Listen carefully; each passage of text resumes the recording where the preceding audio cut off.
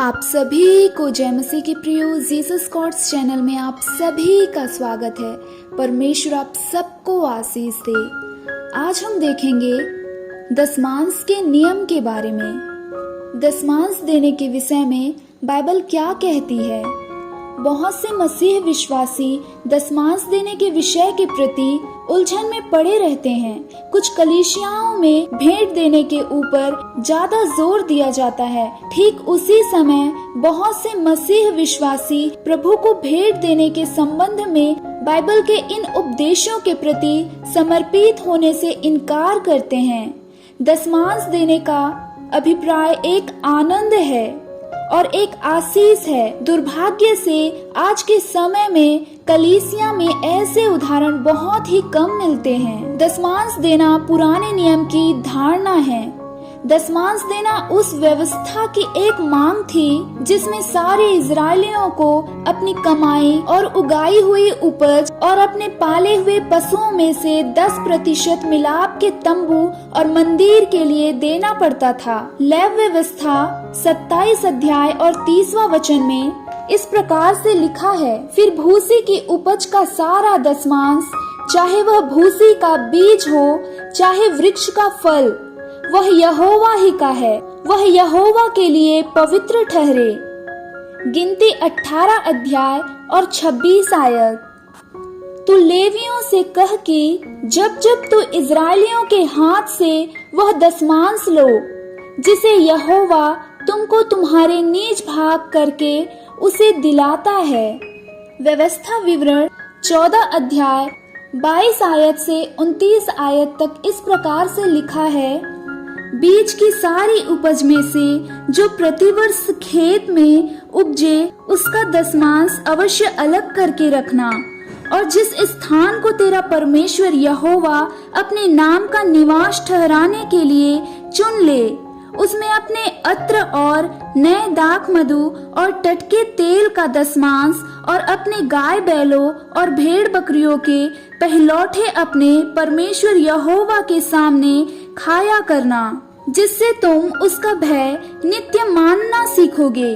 परंतु यदि वह स्थान जिसको तेरा परमेश्वर यहोवा अपना नाम बनाए रखने के लिए चुन लेगा बहुत दूर हो और इस कारण वहाँ की यात्रा तेरे लिए इतनी लंबी हो कि तू अपने परमेश्वर यहोवा की आशीष से मिली हुई वस्तुएं वहाँ ना ले जा सके, तो उसे बेच के रुपए को बांध हाथ में लिए हुए उस स्थान पर जाना जो तेरा परमेश्वर यहोवा चुन लेगा, और वहाँ गाय बैल या भेड़ बकरी या दाख मधु या मंदिरा या किसी भांति के वस्तु क्यों ना हो, जो तेरा जी चाहे उसे उसी रुपए से मोल लेकर अपने घराने समेत अपने परमेश्वर यहोवा के सामने खाकर आनंद करना, और अपने फाटकों के भीतर के लेवियों को ना छोड़ना, क्योंकि तेरे साथ उसका कोई भाग या वंश ना होगा।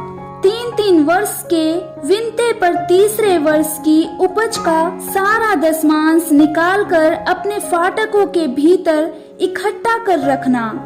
तब लेवीय जिसका तेरे संग कोई नीच भाग या अंश ना होगा, और जो परदेसी और अनाथ और विधवाएं तेरे फाटकों के भीतर हो, वे भी आकर पेट भर खाएं, जिससे तेरा परमेश्वर यहोवा तेरे सब कामों में तुझे आशीष दे। दूसरा इतिहास 31 अध्याय और 5वां आयत। यह आज्ञा सुनते ही इजरायली अत्र, नया दाख मधु, तेल मधु आदि खेती की सब भांति की पहली उपज बहुतायत से देने और सब वस्तुओं का दशमांश अधिक मात्रा में लाने लगे। सच्चाई तो यह है कि पुराने नियम में कई तरह के दशमांशों को देने की मांग की गई है। एक लेवियों के लिए, एक मंदिर और त्योहारों में उपयोग के लिए, और एक गरीब की जमीन के लिए जो लगभग पूरी कमाई का 23.3% बनता है। कुछ पुराने नियम के दशमांश को एक तरह का ऐसा कर समझते हैं जो कि बलिदान तंत्र व्यवस्था में पुरोहितों और लेवियों की आवश्यकताओं को पूरी करने के लिए दिया जाता था। नया नियम कहीं भी यह आज्ञा नहीं देता या यहाँ तक कि ऐसे अनुशासन नहीं करता है कि मसीही विश्वासियों को दशमांश देने की वैधानिक प्रणाली है। वैधानिक प्रणाली के प्रति स्वयं का समर्पण करना चाहिए। नया नियम कहीं भी कमाई के एक निश्चित प्रतिशत को अलग करने के लिए निर्देश नहीं देता है, परंतु केवल इतना कहता है कि भेंट हर एक अपनी आमदनी के अनुसार अलग करें। पहला कुरिन्थी 16 अध्याय और 2 आयत में इस प्रकार कहता है, सप्ताह के पहले दिन तुम में से हर एक अपनी आमदनी के अनुसार कुछ अपने पास रख छोड़ा करे कि मेरे आने पर चंदा ना करना पड़े। मसीह कलीसियों में कुछ लोगों ने पुराने नियम के दशमांश के 10% के चिन्ह को ले लिया है और मसीहियों पर उनके भेंट देने के ऊपर अनुशासित न्यूनतम के रूप में लागू कर दिया है। नया नियम भेंट देने के महत्व और लोगों के बारे में बात करता है।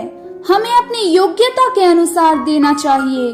कई बार इसका अर्थ 10% से भी बहुत अधिक होता है, कई बार इसका अर्थ कम से होता है। मसीहियों की योग्यता और कलीसिया की यह सब कुछ आवश्यकताओं के ऊपर निर्भर होता है। प्रत्येक मसीही विश्वासी को दशमांश देने में हिस्सा लेने और इसे कितना देना चाहिए के प्रति बड़ी मेहनत से प्रार्थना और परमेश्वर के ज्ञान की खोज करनी चाहिए। याकूब 1 अध्याय और 5 आयत, पर यदि तुम में से किसी को बुद्धि की घटी हो तो परमेश्वर से मांगे, जो बिना उल्लाहना दिए सबको उदारता से देता है और उसको दी जाएगी। इससे भी बढ़कर सभी तरह के दशमांशों और भेंटों के शुद्ध उपदेश और परमेश्वर के सामने आराधना से भरे व्यवहार और मसीह की देह की सेवकाई के साथ देना चाहिए। हर एक जन जैसा मन में ठाने वैसा ही दान करे, ना कुड़कुड़ के और ना दबाव से, क्योंकि परमेश्वर हर्ष से देने वाले से प्रेम रखता है। 2 कुरिन्थियों 9 अध्याय और 7 वचन। इन वचनों के द्वारा परमेश्वर आप सबको आशीष दे। आपकी प्रार्थना का उत्तर परमेश्वर आपको जरूर दे। आप सभी को जय मसीह की। God bless you all.